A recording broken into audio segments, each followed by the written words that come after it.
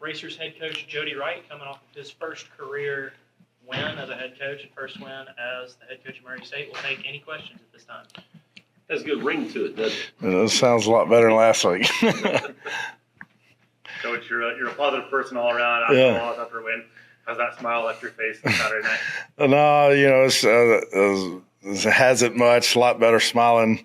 I try to be positive and move on even after a loss, but it's definitely a lot better after a win. I can't say enough. I've been saying all week, but our staff, the job they did, getting our guys ready, and our players, just the how hard they played, the execution, the poise, the confidence. It was very impressive to watch. I enjoyed watching it in person, and the film was even better than I thought it was going to be.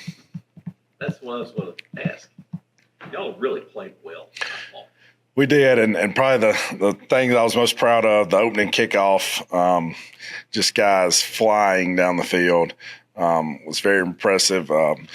And the last play of the ball game, we scored a touchdown. A lot of freshmen there, toward the end, and they took great pride. A lot of them's first ever college snaps, being able to score there because we were going to kneel the ball the last minute or so if we wouldn't have got scored there.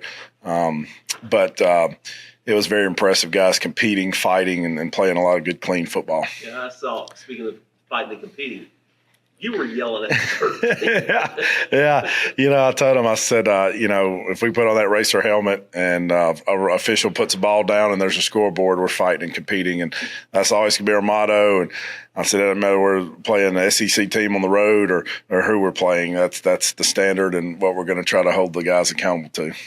We just talked about Jawan and Kawan, two running backs that kind of stepped up big. I mean, you had a full roster full of guys that stepped up big. How important was it to see that depth chart grow, especially when you have a rotating depth chart week by week? Yes, they've done a great job. All our running backs, Coach Ogle does a tremendous job with them. It's nice. I said, as many horses as you can have run, it's good, and the best horses are going to run every week. And fortunately, I think all of them are running good. They all would like to have a few runs they'd like to have back, and but it was very impressive. Kawan, it was probably one of the most impressive runs I've seen. I think he broke 7 or 8 tackles, and, all our backs ran hard. But it was credit to Coach Ross and the offensive line.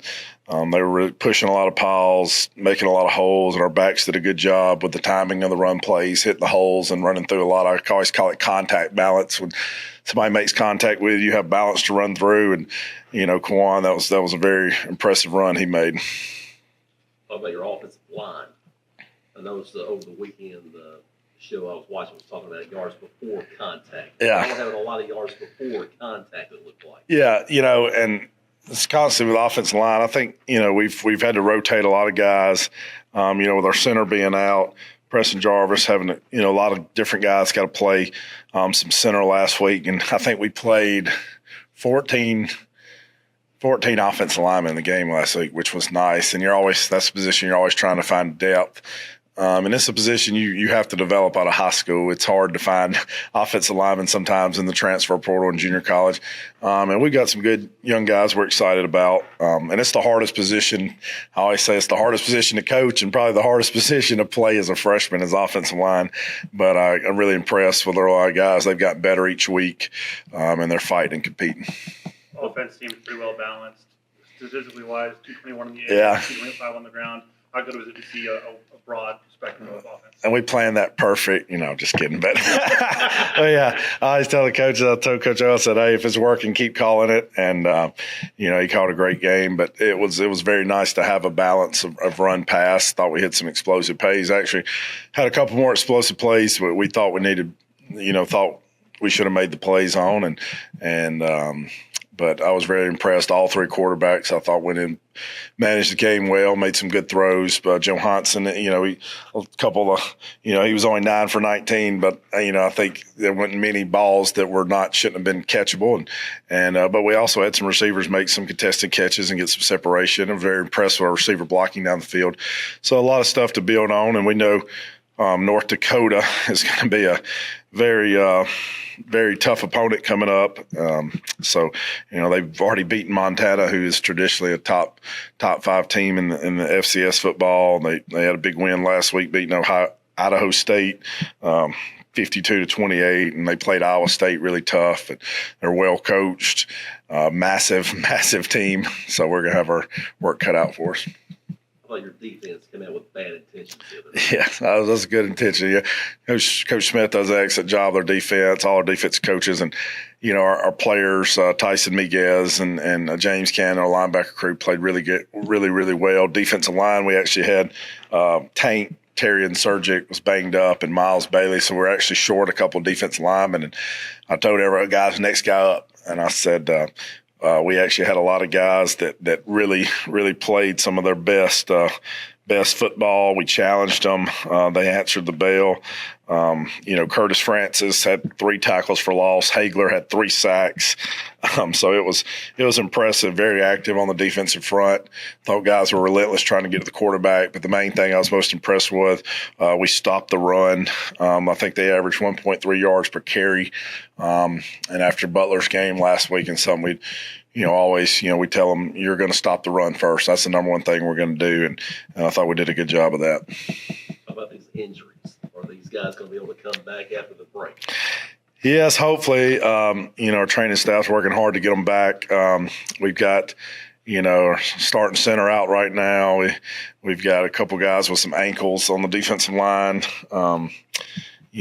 So we've got a lot of guys this week. I said our number one goal during the bye week is to come out of the bye week being a better football team fundamentally, and being able to execute our schemes and stuff at a higher level. Or another goal is to come out as healthy as we can and improve. A lot of guys that are banged up, because Lord knows we've got a tough schedule coming up, and we're going to need everybody and everybody's best version of themselves. So. But we're probably, some guys, we're probably just going to rehab this week. We'll probably know a little bit more probably Sunday and Monday this coming week, if we're going to be able to have a lot of these guys ready for North Dakota. Talking about that break, you have a challenge ahead of you the following weekend, but it'd be better to, obviously you can't change it now. Yeah. But momentum killer or opportunity to recover and get better? Yeah, that's a great question. I think a little bit of both. I'd love to have the momentum coming off this game because we played clean. I think we got some confidence to go into North Dakota, but also we're a little banged up right now. So a little bit of some rest is always good, especially when you're going to have to play a physical game against a team like North Dakota, and going on the road will probably help us. But I think just like any time our challenge our players, I said, hey, if we can just get 1% better every day, and I think we're so much better than we were game 1, and game 2 we actually did a lot of things better in Butler than I thought, but it was just one of those games where everything, sometimes the ball didn't bounce your way, and a lot of it was self-inflicted wounds, and a lot of it give Butler credit the way they played us, but I do think we're improving, and I think guys are getting more confident. And I hate to, we're never going to make excuses in this program, but when you have a lot of new players, sometimes trusting each other, I would say, hey, I've got the A gap and you got the B gap, and we're going to play off each other, or hey, I'm going to do my job and I can concentrate on my job because I know the guy beside me is going to do his job. Sometimes that takes a little time when a lot of new players playing together, and but I tell them all the time, hey, nobody cares. We're behind. We got to run faster and catch up. So I appreciate the guys' attitudes, and I think we're working toward that. Speaking of Jake, again, 9 of 19. Maybe that's not a great completion percentage.